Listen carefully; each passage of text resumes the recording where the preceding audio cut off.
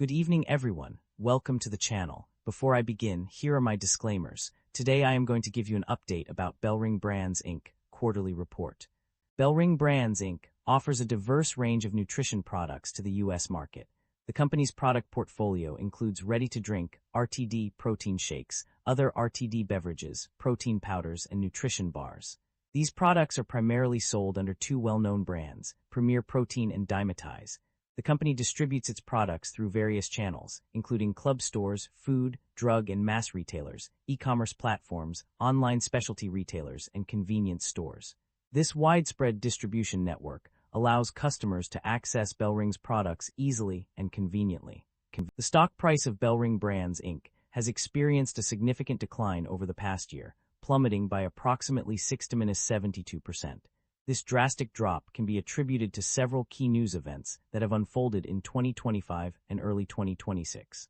One major contributor to this crash was the announcement on May 6, 2025, that several key retailers had reduced their weeks of supply, creating a mid-single-digit headwind to third-quarter growth.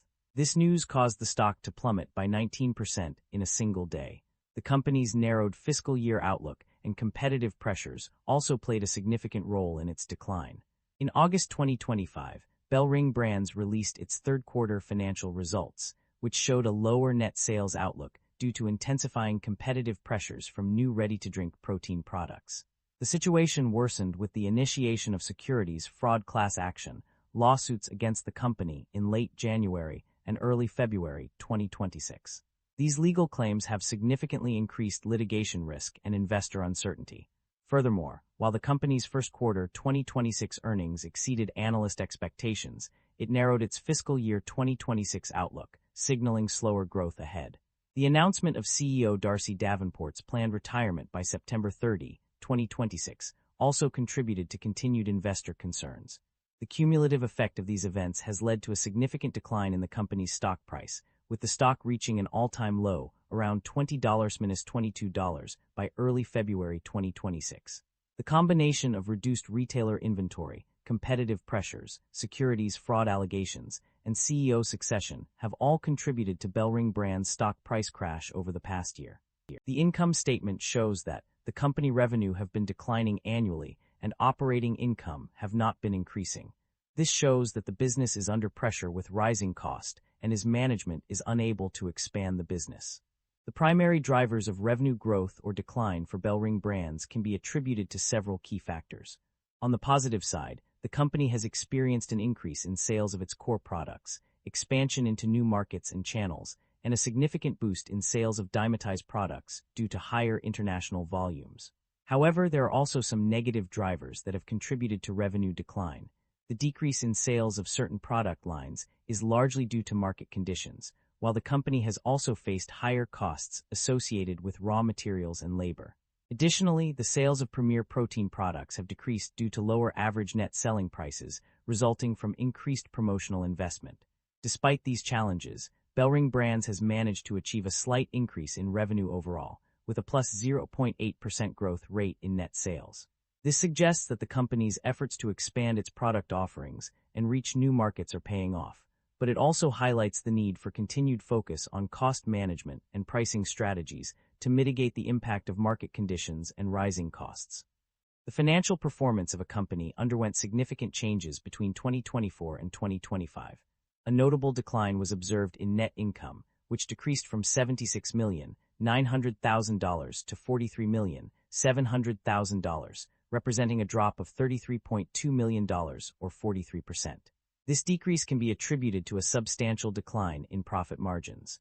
The gross profit margin plummeted by 7.4 percentage points, falling from 37.3% in 2024 to 29.9% in 2025. Similarly, the operating profit margin decreased by 7.1 percentage points, dropping from 21.6% to 14.5%. These declines in profit margins were major contributors to the decrease in net income. The increase in inventories and property net also played a role in the decline in net income. This suggests that the company may have experienced difficulties in managing its assets and inventory levels, further exacerbating the financial downturn. Overall, the data indicates a significant deterioration in the company's financial performance between 2024 and 2025. The company's financial performance indicates a negative trend in its operating cash flow. According to the provided data, the net cash used in operating activities is $3.1 million. This suggests that the company is utilizing more funds than it generates from its core operations, resulting in a deficit of cash flow. The consistent negative figure across multiple pages reinforces this conclusion, indicating a persistent issue with generating positive operating cash flow. The company's financial health has taken a significant hit in recent years, with its debt level and interest expenses experiencing substantial increases. The total principal amount of debt has risen from $1,090 million to $1,190 million, marking an increase of $100.3 million. Furthermore, the debt level as of December 31, 2025, stands at a staggering $840 million principal value, plus $869.2 million fair value, indicating a substantial escalation in debt. The company's interest expenses have also seen a significant surge, with a net increase of $5.6 million, 39%, in the 3 months ended December 31, 2025, compared to the prior year period. This is accompanied by an increase in interest payments of $3.9 million. The net interest expense has risen from $14,400,000 in 2024 to $20 million in 2025, a substantial jump of $5.6 million. These developments suggest that the company's financial situation is becoming increasingly precarious, with its debt burden and interest expenses escalating at an alarming rate. Management's outlook for the company is cautious due to concerns over inflationary pressures, tariffs, and potential supply chain challenges. However, they are confident in their ability to generate positive cash flows from operations over the next 12 months. The company has sufficient liquidity and cash on hand to meet its capital needs, although management may seek additional financing alternatives if necessary. In terms of strategy, the company is focused on maintaining a total net leverage ratio of 6:1 as required by the credit agreement. This suggests that management is prioritizing debt management and financial discipline in order to maintain a stable financial position. Overall, while there are some external challenges facing the company, management's outlook is positive, and they appear to be well equipped to navigate these challenges. The company's financial activities over the past period have been notable for 2 key decisions. Firstly, the company has chosen to buy back its own shares, a move that can be seen as a strategic investment in its own equity. This decision is reflected on pages 20 and 24 of the report. In contrast, the company has not paid any dividends to its shareholders during this period. This suggests that the company may be prioritizing internal growth and development over distributing profits to investors. The absence of dividend payments is also highlighted on pages 20 and 24 of the report.